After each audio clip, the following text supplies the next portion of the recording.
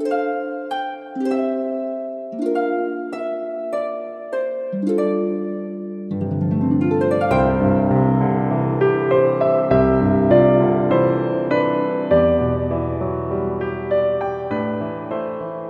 인간은 우리의 지각도 이제 점점 더 이제 약해지고, 우리의 기억력도 전과 같지 않고요.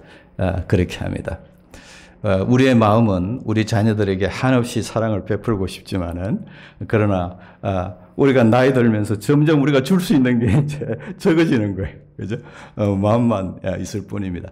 그러나 하나님께서는 그렇지 않은 분이십니다.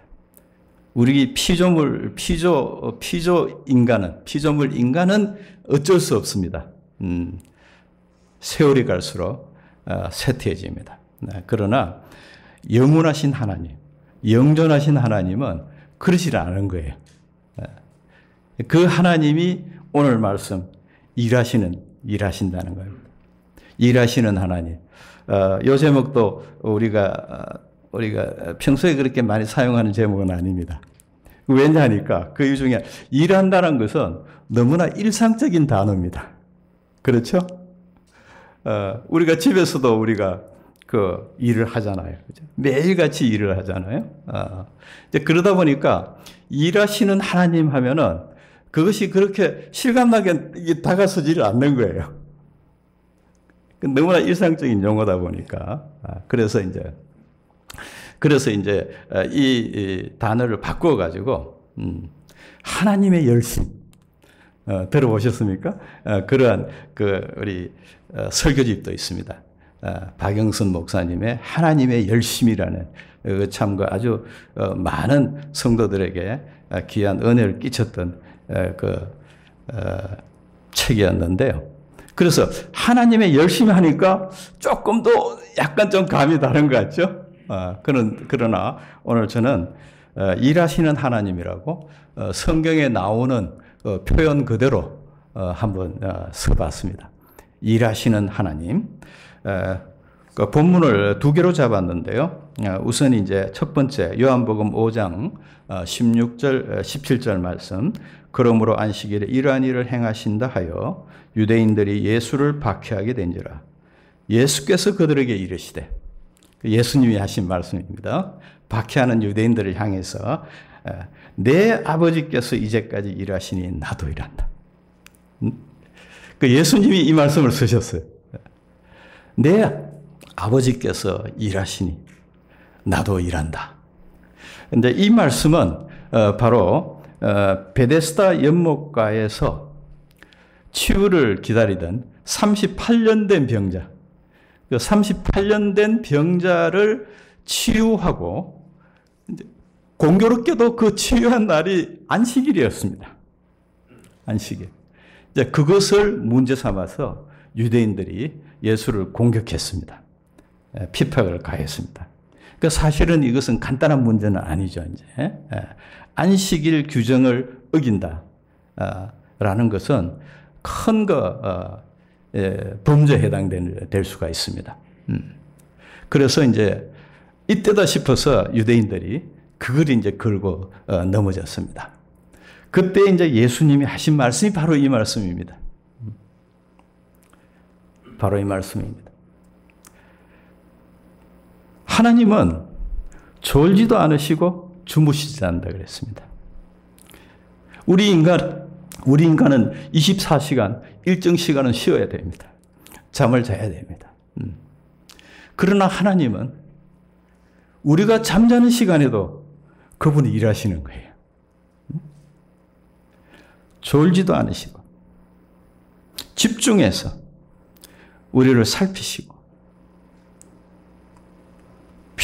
필요하다면 당신이 나서시고, 그죠?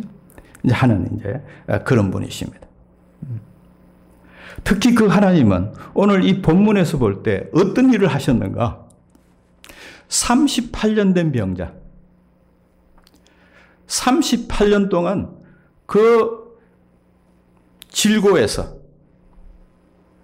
그 병의 고통에서 헤어나오지 못하고, 병이라는 건 그렇지 않습니까? 자꾸 악화되는 거죠.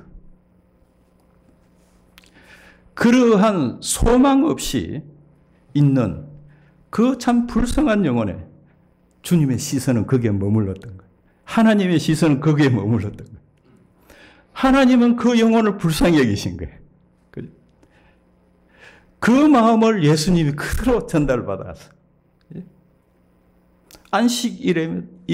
안식일임에도 불구하고 그 38년 된 병자를 일으켰습니다. 하나님은 일하시는 거죠. 하나님은 이렇게 일하시는 거죠.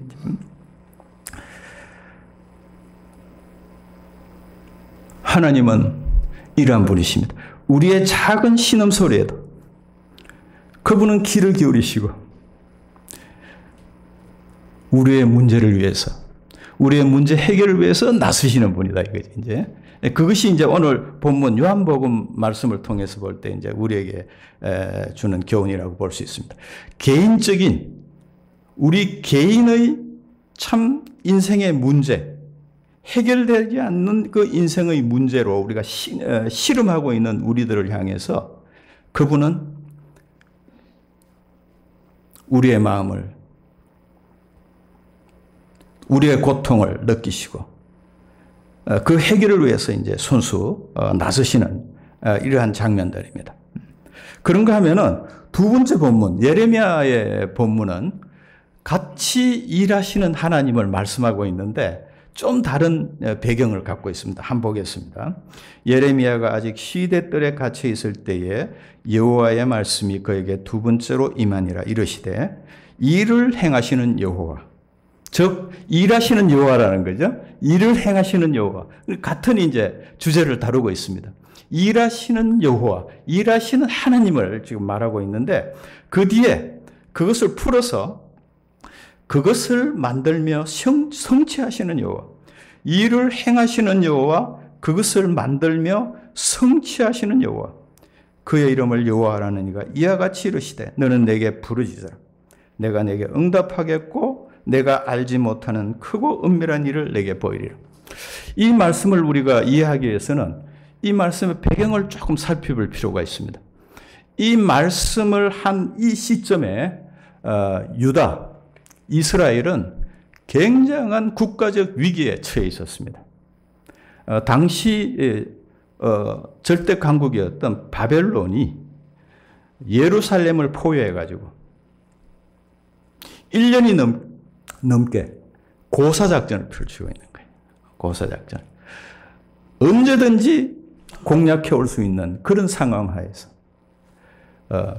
그러한 파멸의 위기 가운데 처한 예루살렘 성도들을 향해서 이 예레미야가 이 말씀을 대언하고 있는 거예요. 이제 바벨론이 공격해 오면은 이제는 불을 보듯이 뻔한 게 이제 멸망이에요. 이스라엘의 멸망입니다. 그것은 너무나 좀 부인할 수 없는 이제 그러한 상황에서 오늘 예레미야는 이 말씀을 하고 있습니다. 이 일을 행하시는 여호와, 그것을 만들며 성취하시는 여호와.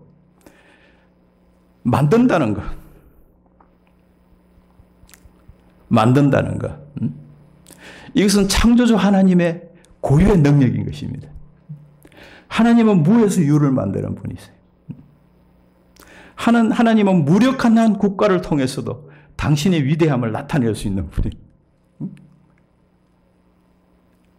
세계 역사를 주님은 쥐고 있는 그러한 분이십니다.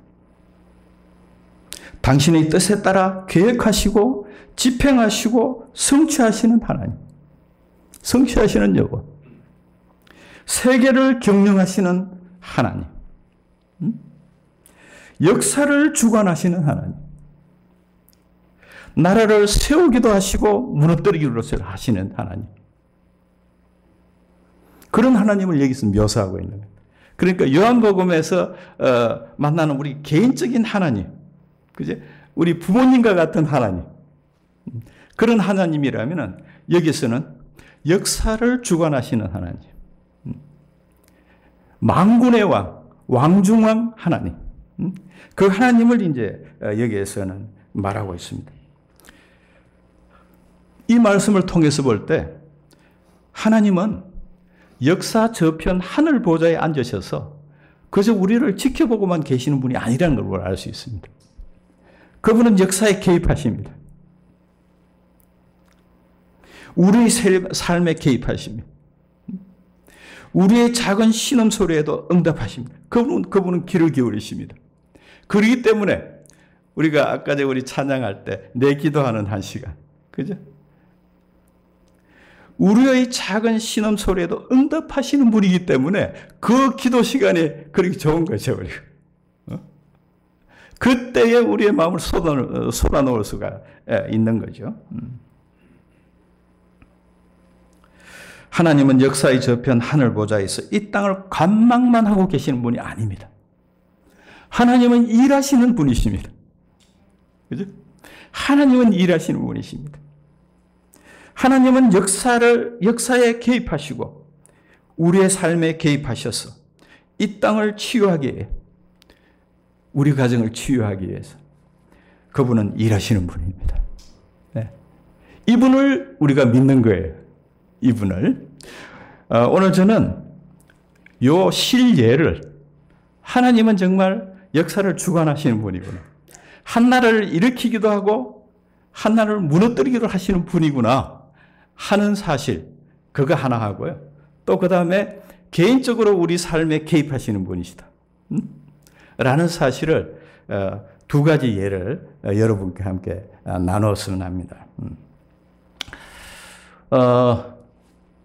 제가 요번에 이제 미국을 이렇게 다녀오면서 하나 느낀 거는, 미국 사회에서 이제 우리 한국인들에 대한 위상이 상당히 올라갔다 그러더라고요. 저희들도 이제 느끼지만은 그 살고 있는 그 우리 사년의 가족들도 그런 것들을 피부로 느낀답니다. 직장 생활 가운데서도 이제 한국인에 대한 그 인식이 좀 많이 이제 바뀌어가고 있다고 그럽니다. 이제 미국 사회는 워낙 미국이 절대 강국이다 보니까 말이죠. 큰 변화를 못 느낄 수도 있는데, 특히 미국 내에서 그 20대 전후 티네이저들, 그 나이는 한국을 너무 좋아한다는 거예요. 한국 음식을 매운 것도 그렇게 잘 먹고, 떡볶이도 좋아하고, 그러니까 마트에 가니까 한국 그 과자나 뭐 이런 것들이 많이 있더라고. 그뿐 아니잖아요. 이게 세계적인 현상이죠, 지금. 세계적인 현상입니다. 이 한류라고 하는 거. 특히 하나님은 이 한류를 이 팬데믹 기간을 통해서 더 이게 빠르게 확산을 시키더라고요. 그 많은 나라의 경우에는 팬데믹이 국가적으로 굉장히 어려운 시기였어요. 경제적으로 그러고 상당히 위축이 되는 그런 시기였는데, 하나님은 그 우리나라의 경우에는 오히려 팬데믹을 통해 가지고 문화 강국으로, 그러니까 평소 같으면 정상적인 상황이었다면은 10년이 걸리고 15년이 걸리고 20년이 걸려야 될 일을 말이죠. 그 팬데믹 상황이라는 그 특수 상황에서 SNS를 통해 가지고, 그죠? 이게 그냥 몇 년 안에, 3년, 4년, 5년 안에, 이거 뭐 엄청 그 한국에 대한 인식에 그런 개선을 가져왔다 이거죠. 그죠? 이것도 참 하나님의 축복이에요. 네. 하나님의 축복입니다. 자, 저는 그러면 이 한류랄까요? 우리 한국이 이렇게 이제 참 존경받는 나라로 이렇게 된 시작이 어디일까 한번 생각해 봤습니다. 여러분 생각은 어디서부터 그런 좀 변화의 징조가 나타났다고 생각되십니까? 저는 이렇게 그걸 한번 생각해 보다가 아마 그것은 88 올림픽이 한 출발점이 되지 않았을까 하는 생각을 했습니다. 이 88 올림픽이라는 것은 우리 한국 역사에 있어서는 정말 그 역사적인 사건, 역사적인 계기를 만든 이제 그러한 이제 시간이었다고 봅니다. 그런데 하나님이 이 88 올림픽을 우리에게 선물해 주셨어요. 정상적으로는 도저히 우리가 88 올림픽을 유치할 수 있는 상황이 아니었습니다. 88 올림픽이 결정된 것이 81년도입니다. 가을로 제가 기억하는데 여러분 아직 기억납니까? 그 독일 바덴바덴에서 사마란치 위원장이었죠. IOC 위원장이 여러분 세울하고 이제 유치 도시를 발표할 때 아마 뉴스에 여러분 혹시 기억하는 분이 있을지도 모르겠어요. 그러니까 세울 하는 게 이제 그게 독일식 서울을 독일식으로 발음한 거예요, 이제. 그 81년도에 우리 한국의 상황을 한번 살펴보면은 이건 도저히 있을 수가 없는 일이라는 것을 알 수가 있겠습니다. 자, 그때에 81년도에 88 올림픽 유치를 위해서 이제 두 도시가 이제 마지막에 이제 경쟁을 했습니다. 우리 한국의 서울과 일본의 나고야와 이제 붙었습니다. 사실 이제 도시 간의 경쟁이지만은 그 배경에는 이제 국가적인 것이 이제 있는 거죠, 국가가. 자, 81년 당시에 일본은 이미 G2의 반열에 들어서기 시작할 때입니다. 그때 우리 한국의 경제 수준이 1,700달러가 안 됐다고 합니다. 81년도에. 그러나 일본은 10,000달러를 넘었었고요. 10,000달러를 넘었을 뿐만 아니라 81년도 아닙니까? 여러분 잘 아시는 84년도, 그러니까 4년 뒤, 81년 유치 결정이 나고 4년 뒤에 미국이 이 급부상하는 일본의 위협감을 느껴가지고 말이죠. 플라자 합의라고. 여기서 구체적인 그 설명은 안 드리겠습니다. 플라자 합의라고 그 환율, 일본 돈의 가치를 2배로 띄어가지고 그렇게 하는 조치를 취하게 된 거예요. 그 얘기인즉슨 뭔가 하니까 얼마나 그 위협감이 컸으면은 미국이 그런 일본의 부상이 얼마나 부담스러웠으면은 그죠? 그 극약 처방을 그렇게 했을까 할 정도로 우길성천이라는 말 아시잖아요, 우리가 그 동해에 가서 일출을 볼 때, 그죠? 그 일출이 해가 고개를 들이밀고 난 뒤에는 진짜 이 분초 단위로 그게 막 올라오잖아요, 그죠? 그걸 이제 표현해서 우길성천이라고 하는데, 정말 그 당시 일본의 경제 성장이라는 것은요, 그렇게 엄청났던 거예요, 이제. 그 시기에 경쟁을 하는 겁니다. 그 경쟁. 자, 그 다음. 일본은 이미 1962년에 동경올림픽을 아주 성공적으로 치렀습니다. 노하우를 갖고 있습니다. 세계 스포츠계에, 체육계에 이미 공인을 받았습니다. 일본은 충분히 올림픽을 치를 수 있는 나라다. 이미 검증되어 있는 거죠. 그런데 한국은 어땠습니까? 한국은 1970년, 그러니까 81년, 10년 전이죠. 1970년에 저희가 서울 아시안 게임을 우리가 치르기로 되어 있었다고. 그런데 그 개최일이 다가가서 가까이 가서 도저히 우리가 못하겠다 해가지고 반납을 했다고. 그러니까 이제 얼마 안 있으면 그 아시안 게임을 치러야 되는데 아예 한참 있다가 못하겠다고 그러니 얼마나 난감합니까?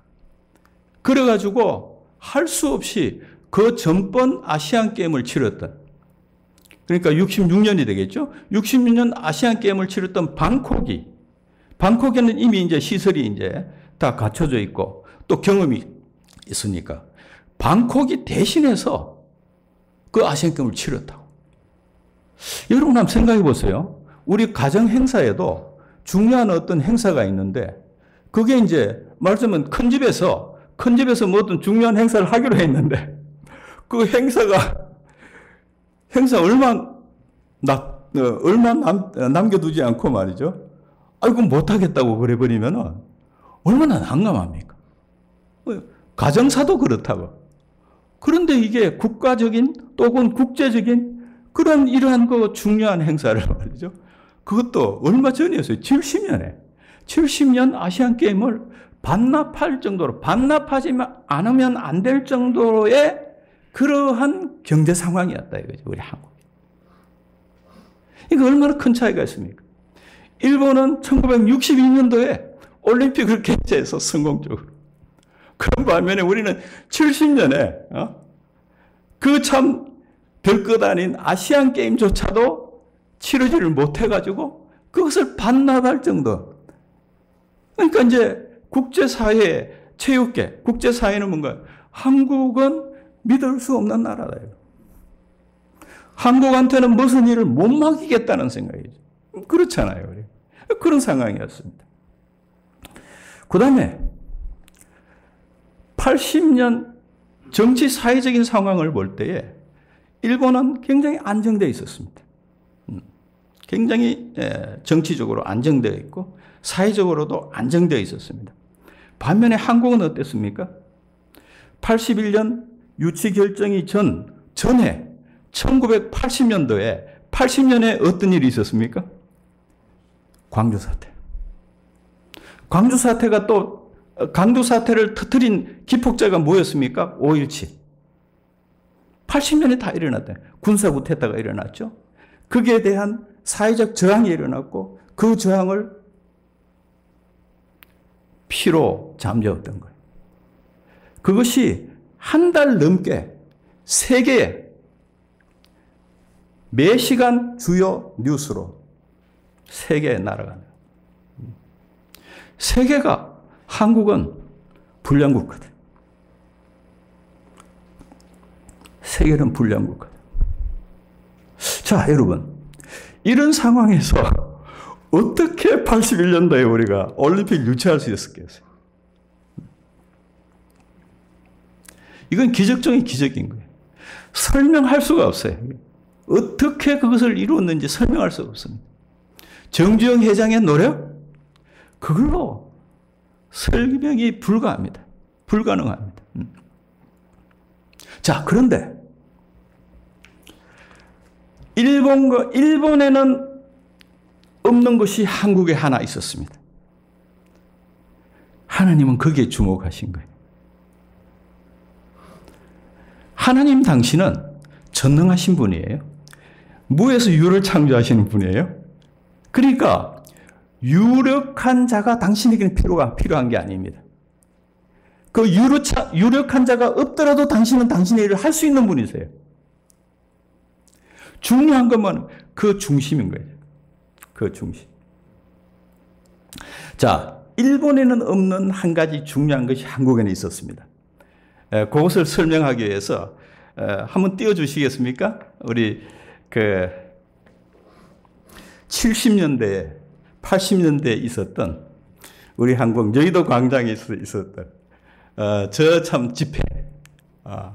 자, 1973년도에 빌리그리암 전도대회가 이제 시발이 됐습니다. 빌리그리암 전도대. 저 빌리그리암 목사님의 사모님이 바로 한국 선교사의 자제였습니다. MK라 그러죠. 그래서 어린 시절을 평양 외국인 학교, 선교사들 자제들이 공부하는 평양 외국인 학교, 평양에서 자랐어요. 그래서 그 마음에는 한국에 대한 그게 그 애달픈 마음이 있었던 거예요. 그래서 빌리그램 목사님 전도대회가 73년에 우리가 여의도 광장에서 참 연인은 200만 명. 그 다음에 74년도에 엑스폴로 전도대회가 있었고요. 그 바로 한 해 뒤죠. 그 다음에 77년도에 민족 복음화대회. 이 77년도는 특히 그 평양 대부흥대회 70주년이었습니다. 평양 대부흥 70주년. 그것을 기념하는 대회였는데, 그래서 민족 복음화가 큰 이슈였습니다. 민족 복음화가. 그 다음에 이제 80년도에 세계 복음화대. 그러니까 81년 유치 결정이 있기 전에 우리 한국에는 저 여의도 광장을 중심으로 저러한 참 기도의 모험이 있었던 거예요. 저 시기에 일본은 어떻게 했느냐? 일본은 미국 뉴욕의 맨하탄 고층 건물들을 사들이기 시작했습니다. 저들은 세계를 다니면서 쇼핑을 했습니다. 관광을 했습니다. 그때 우리 한국 교회는 어떻게 했나요? 교회 건축을 돕겠다고 어린 학생들까지 그 벽돌을 옮겼습니다. 교회 건축을 위해서 우리가 사는 집을 줄여서까지 건축 언급을 했습니다.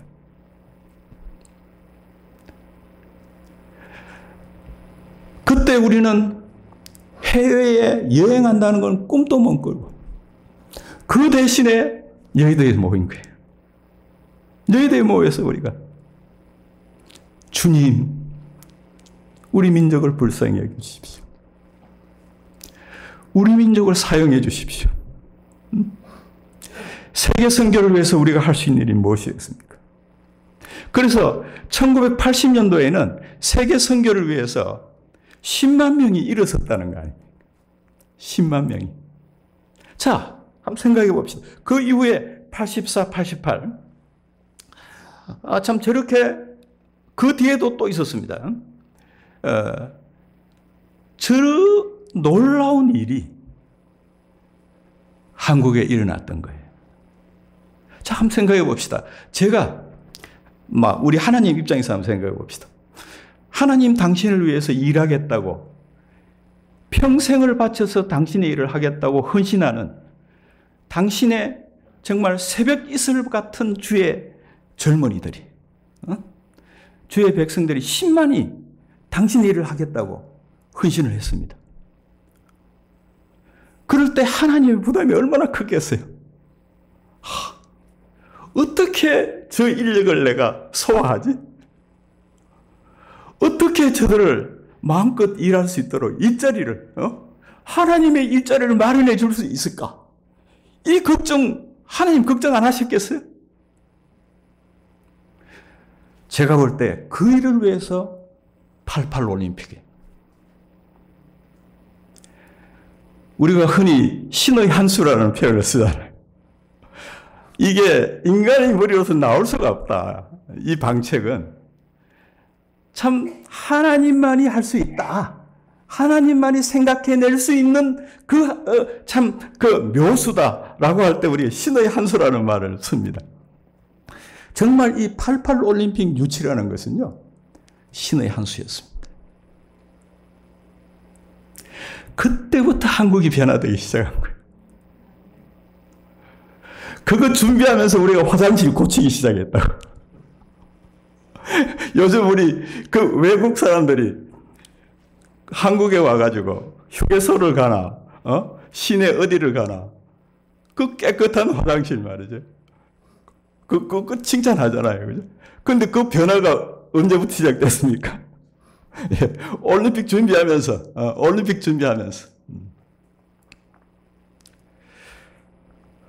하나님은 이런 분이십니다. 하나님은 이런 분이십니다. 저는 20대 중반부터 이제 중국 선교로에 이제 헌신했고 중국에 대해서 참 관심을 갖고 지켜보고 기도하고 이렇게 했는데요. 최근 이렇게 중국의 변화를 보면서 하는 것은 뭔가 14억 중국, 대국 중에 대국이잖아요. 그런데 그 한 나라가 무너지려고 하니까 이렇게 짧은 시간에도 무너질 수 있구나 하는 걸 내가 느끼는 거예요.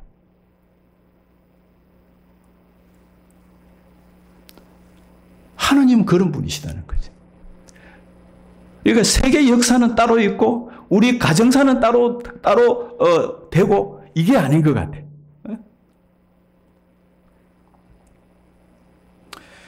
하나님은 이런 한국교회,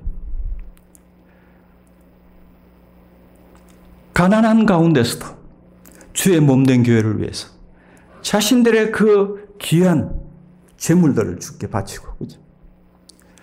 물질이 없으면 몸으로 섬기고, 그것도 안 되니 모여서 기도하고. 주님 방법이 없겠습니까? 제가 바로 이 여의도 광장 세대입니다. 제가 이제 74, 빌리그램 대회 때는 제가 참석을 못했고요. 74년에 제가 이제 고등학교 2학년이었어요. 고등학교 2학년. 그래서 74년 엑스폴로 대회, 77년 민족보고마 대회, 그 다음에 80년 세계보고마 대회, 이 세 대회를, 그러니까, 풀타임으로 참석했습니다. 마포 어느 초등학교, 국민학교에 이제 함께 이제 생활하면서 그때 참석을 했거든요. 특히 기억에 남는 것은 74년 엑스폴로 대 그때 이제 낮에 오전이죠. 오전 집회를 이제 하는데 집회가 중단되고 방송이 나왔습니다. 유경수 여사가 저격을 당했다고. 생명이 위험하다고. 함께 기도하자고. 참 그때 그 어린 마음, 고등학생이죠. 네. 내가 나라라는 개념, 민족이라는 개념까지 그때는 없었을 때죠, 이제. 그런데 그 사건을 듣고 또 그리고 온 성도가 함께 기도하고 그러는 가운데 내 마음에 민족에 대한 의식이 생겼어요, 내가. 참 기억에 남아요. 유경수 여사가 이제 저격당했다는 그 얘기. 저는 이제 여의도 광장의 그 광장 세대입니다. 여의도 광장 세대. 내 일생일 때 참 그때의 그 은혜와 감격은 참 말할 수 없습니다. 어느 해인가 그때는 1만면 연합 성가대가 세워졌습니다. 저녁 집회 때 그 1만 명의 그 연합 성가대가 할렐루야를 부르는데 딱 그거 참 여러분 상상해 보세요. 1만 명이 할렐루야를 부른다고. 참 벅찬 가슴, 그때 그 감격도 저는 이제 아직도 그때를 생각하면 이제 느껴지곤 합니다. 바로 이것이 하나님은 일을 행하시고 일을 만드시고 성취하시는 하나님이 아닌가. 먼 얘기가 아니라 우리가 사는 이 세대에 하나님은 그 일을 이루신 거예요. 참 감사하게도 한국교회가 연약한 가운데서도 선교의 사명을 감당했습니다. 참 하나님이 그것을 어여삐 보시고 지금 우리 한국은 지금 여러 가지 문제를 안고 있어요. 우리 교회조차도 문제를 안고 있습니다. 그럼에도 불구하고 우리를 보호하시고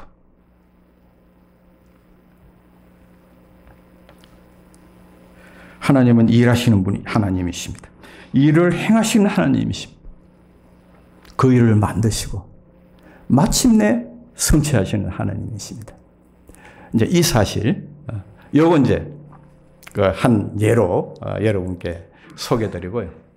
그 다음에 이제 개인적인 걸 제가 하나 나누겠습니다. 우리가 이제 이 앞서 한 얘기들을 이렇게 보면 너무 크잖아요, 그게.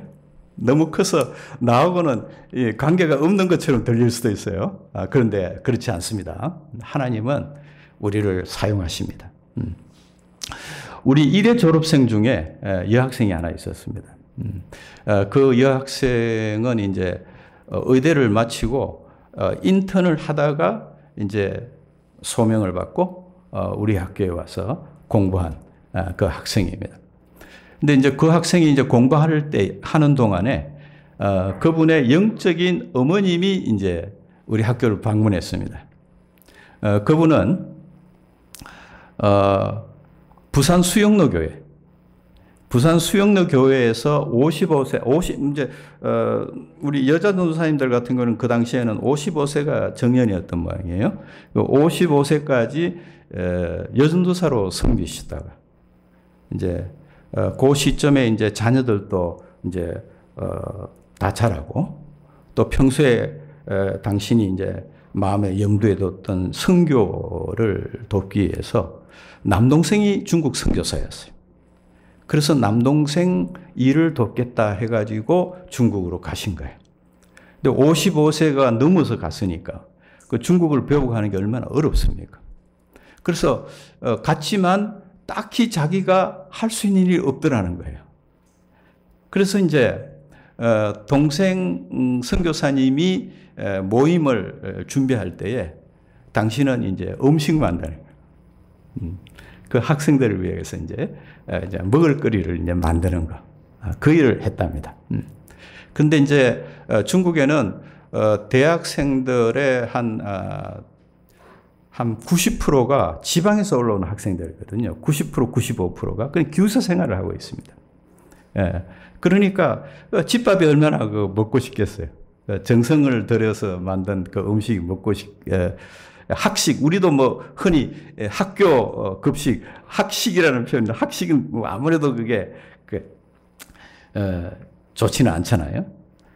그런 이제 그거를 이제 만들어서 이렇게 섬기는데 어느 순간에 그 애들이 참 가정을 떠나가지고 집을 떠나가지고 하는 게 너무 애처롭더라는 거예요. 너무 좀 처근해 보여가지고. 그래서 이제 집회를 마치고 나갈 때에 하나씩 안아줬대요. 안아주면서 그래 하나님은 늘 사랑한다. 이를테면은 그런 간단한 중국어로 이제 격려를 하면서 이제 안아줬답니다. 그러니까 이제 그분 표현에 빌리자면은 거기에 대한 중국 학생들의 반응이 상상했던 것 이상으로 막 뜨거웠던 거예요. 그래 이제 이분 표현이 그래. 나중에는 이게 이제 한 사람씩 한 사람씩 안아주면서 그렇게 짧은 또 격려말을 하다 보니까 시간이 걸릴 거잖아요. 얘들이 가지를 않고 줄을 서서 기다리려는 거예요. 그런데 말이죠. 거기에서 그 따뜻한 사랑을 느끼고 또 하나님의 사랑을 느낀 한 사람이 우리 졸업생, 일회 졸업생이었던 거예요. 나중에 얘기를 들어보니까 이분의 말하자면 흑인사역이죠. 흑인사역. 흑인사역. 이분의 사역을 통해 가지고 젊은 대학생들이 참 성경의 표현을 빌리자면 새벽 이슬 같은 주의 청년들이 한 부대를 이루었다는 거예요. 그것도 뭐 예사로운 그런 게 아니라 정말 진심으로 주께 헌신한 그러한 젊은이들이 한 부대를 이루었다는 거예요. 자, 55세, 60세 사역을 시작했습니다. 그런데 하나님은 그 단순한 우리가 가진 것, 우리 여기에서 우리 자매님들 같은 경우에 음식 장만하는 거 다 할 수 있잖아요. 또 그 다음에 우리가 따뜻하게 안아줄 수 있는 우리 가슴이 있잖아요. 그건 누구나 할 수 있는 거잖아요. 그 대단한 게 아니죠. 그러나 하나님은 그것을 기뻐 받으시고 그를 통해서 그 많은 젊은이들 주님께 이렇게 세우는 거죠. 그런 놀라운 역사를 이루셨단 말이죠. 저는 이제 우리에게 기회가 한번 있다고 봅니다. 북한입니다, 북한. 지금 이제 이렇게 돌아가는 정세를 보니까요, 이 얼마 남지 않은 것 같습니다. 네. 얼마 남지 않은 것 같습니다. 요즘 뭐 그런 얘기들 하잖아요. 김정은이의 그 건강 상태, 건강 상태. 그래서 앞으로 남은 게 아마 3년에서 한 5년 정도 되지 않겠나. 이렇게들 전문가들은 보더라고요. 그게 아니더라도 이제 올 때까지 온 것 같아요. 임계점, 흔히 말하는 임계점에 이제 차오르는 것 같습니다. 그때 우리 가서 어린 애기들 공부방 이제 그때 되면 이제 북한의 이제 엄마 아빠들은 다 돈 번다고 공장에 갔을 거라고. 그 애기들은 남아 있다고요, 그죠? 그 애기들을 북한 정부가 거둘 능력이 있나요? 방치되어 있는 겁니다. 그때 우리가 가서 마을마다 공부방 세워가지고 방과 후 공부방. 그래서 참, 애들 먹을 참, 저녁 돌아가서 저녁 먹기, 집에 가서 저녁 먹기 전에, 그죠? 먹을 수 있는 거 참. 그거 우리 따뜻한 거 하나 만들어가지고. 그거 먹이고. 운동하라고 축구공 주면은 자기들끼리 잘 놀아요. 그 다음에 숙제하라고. 그것만 확인하는 거예요. 학교 숙제하는 거 확인하고. 그거 우리 한국 학부모들 같으면은 그거는 누워서 떡볶이일 것 같아. 우리 자녀들 다 키워봤잖아요. 그 엄청난 사역이 우리를 기다리고 있습니다. 저와 여러분들이 그때까지 건강해가지고, 그죠? 뭐, 이렇게도 생각이 돼요. 우리가, 3개월 단위로, 그러니까 3교대로 우리가 이렇게 하는데, 1개월을 가서 이제 우리가 봉사를 하는 거죠. 그리고 한국에 들어와서 우리가 1개월 쉬고 또 1개월 준비하고. 그러니까 3개월에 1개월을 우리가 섬긴다고 보면은 막 그런 정도면은 우리들이 지금 건강으로는 할 수 있을 것 같아. 그리고요, 그 돈이 그렇게 크게 들지가 않아요. 그거. 어쩌면은 우리 자녀들한테 그 얘기하면은 자녀들 기쁘게 아마 그 후원할 것 같아. 우리 생활비를 조금 줄이면 얼마든지 할 수 있는 일입니다. 그러한 기회가 지금 앞에 우리에게 놓여 있다. 그렇게 되면 우리가 주님과 동력하는 거죠. 주님과 동력한다. 얼마나 이게 영광스럽습니까, 우리가. 정말 우리 1회 졸업생을 키워낸 그 우리 여전도사님, 여선교사님처럼 말이죠. 우리가 그렇게 섬긴다면 참 우리 가슴으로 나온 정말 영적 자녀들이 우리가 둘 수 있다는. 네, 오늘 이 말씀, 일하시는 하나님. 우리 삶 가운데서도 일하시고, 그분은 역사 가운데서 일하신다. 그죠? 이 하나님을 우리가 굳게 붙잡고, 우리 남은 인생, 우리가 활기차게, 힘있게 살 수 있기를 주의 이름으로 축원드립니다. 우리 함께 좀 기도합시다.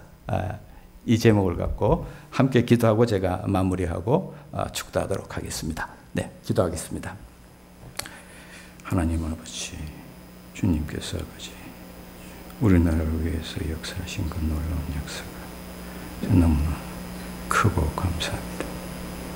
주님, 우리가 아버지 주님의 역사를 마음에 담고 주님의 역사를 이루어주시고 또 하나님 우리 가운데 우리 삶